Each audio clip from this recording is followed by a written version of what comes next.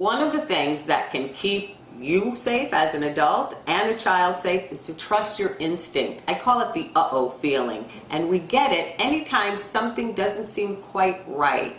And the problem is we talk ourselves out of the uh-oh feeling a lot. Don't do that. And don't talk your child out of their uh-oh feeling, because it kicks in for a reason. And it's one of your safest, clearest barometers for when something is thumbs down, what I call a thumbs down feeling.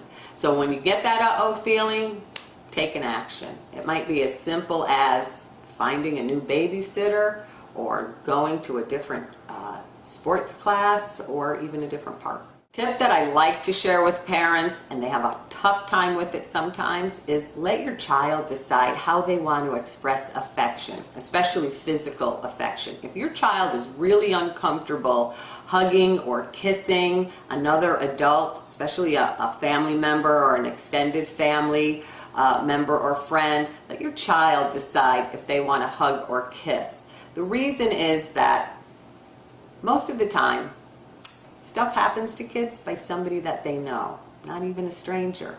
The family friend, the uncle, the next door neighbor, maybe even a sports coach or some other adult in their lives. When we force children to be affectionate on someone else's terms, we're actually teaching them that they don't have the right to say no when they get a yucky uh-oh feeling, that this body of theirs doesn't belong to them. So I like kids to know you're the boss of your body, and you have the right to decide who you want to hug or kiss.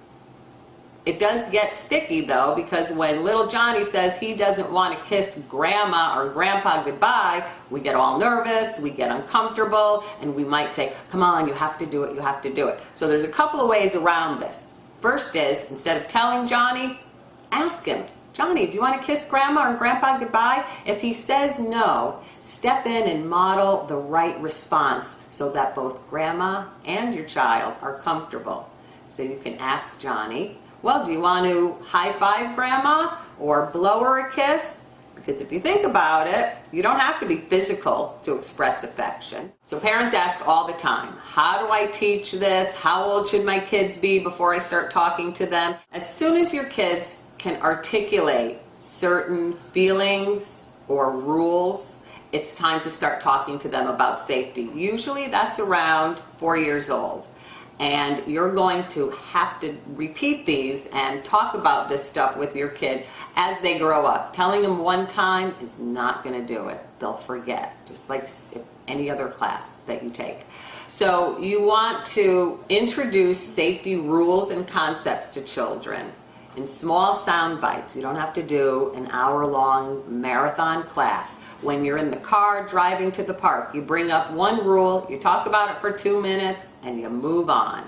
When you're getting ready to go out and you're leaving them with a babysitter, or on a play date where maybe you're just dropping them off, you go over a rule or two on the way over, and then you let it go. But you do have to repeat this, because if you don't, kids will forget.